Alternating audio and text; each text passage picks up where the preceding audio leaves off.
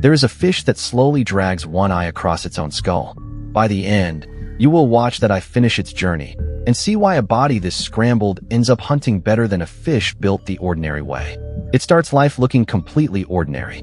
A newborn flounder hangs near the surface, upright and symmetrical, one round eye on the left of its head and one on the right, swimming like any fish its size. Then, over just a few days, one eye begins to move. Not blink, not swivel, but creep up and over the top of the skull until both eyes sit on the same side of the face. The little fish tips onto its blind flank, sinks to the seafloor, and a normal fish has become a flatfish. For weeks, nothing hinted this was coming, and then the entire head quietly rearranged itself. The eye does not pop out and reattach. The skull itself bends and remodels around the moving eye while the fish is alive and growing. No other group of backboned animals reorganizes its face quite like this on the way to adulthood. How an animal rebuilds its own head without going blind is where this story stops making easy sense. So where does a fish like this live? Flounder haunt the world's coastal shelves, from cold northern seas to warm shallow bays, anywhere the bottom is soft. They favor sand, silt, and mud in water rarely deeper than a couple hundred meters, often far shallower, right where rivers and estuaries spill into the sea. There a flounder presses itself flat against the bottom and effectively disappears. It settles into the sediment, flutters a thin veil of sand over its edges, and leaves only its eyes poking up like two periscopes. Shrimp, crabs, and small fish pass directly overhead with no idea a predator is lying beneath them. The young live differently.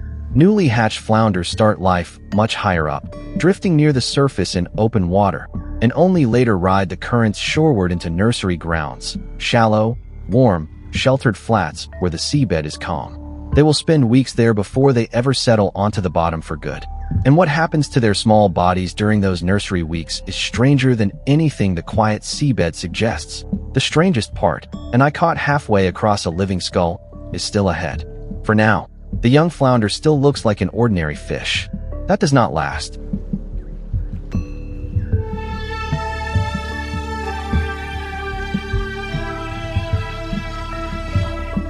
So what exactly is a flounder? It is a bony fish, a teleost, in the order scientists call pleuronectiforms, the flatfishes.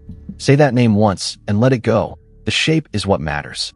There are more than 800 species in this group, including plaice, sole, halibut, and turbot, but the flounder is the one most people picture. An adult is not flattened top to bottom the way a stingray is. It is flattened side to side and then tipped over onto one flank, so the fish you see resting on the sand is actually lying on its side. The side pressed to the seabed, the blind side, is pale, often ghostly white, with no working eye. The upper side, facing the water, carries both eyes and all the color. That upper skin can shift its pattern to match sand, gravel, or mud in under a minute, using pigment cells packed into the skin by the millions. Depending on the species, a flounder may be left-eyed or right-eyed. In some, individuals go either way. Everything about the adult, the eyes crowded onto one side, the flat profile, the shifting camouflage, is built for a single job, lying unseen on the bottom and ambushing whatever passes.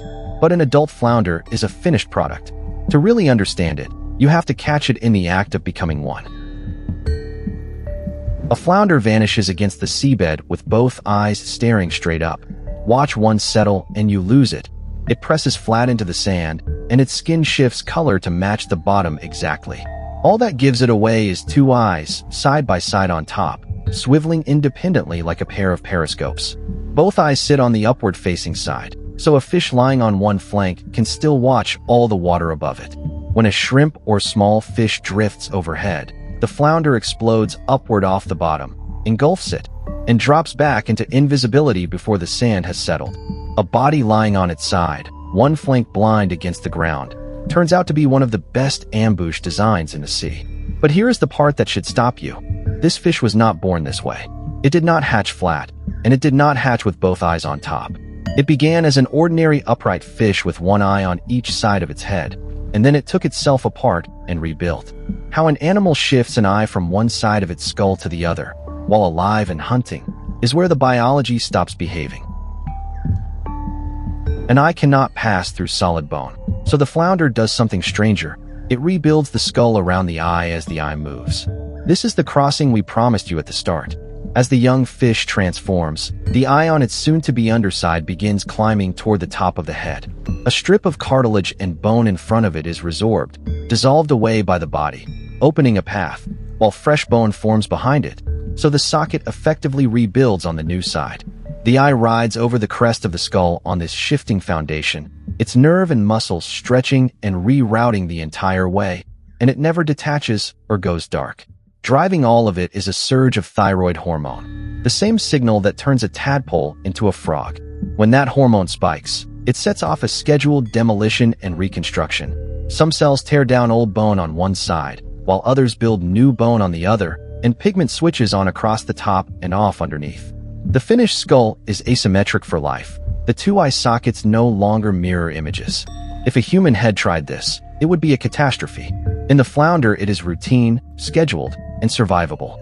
And it turns out this strange routine is far older than any fish lying on the seabed today.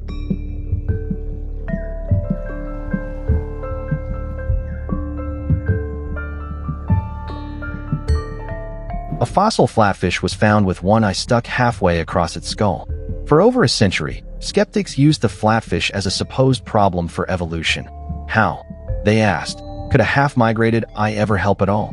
Then, in 2008, a scientist re-examined fish fossils sitting forgotten in museum drawers and found ancient flatfish with their eyes caught mid-journey.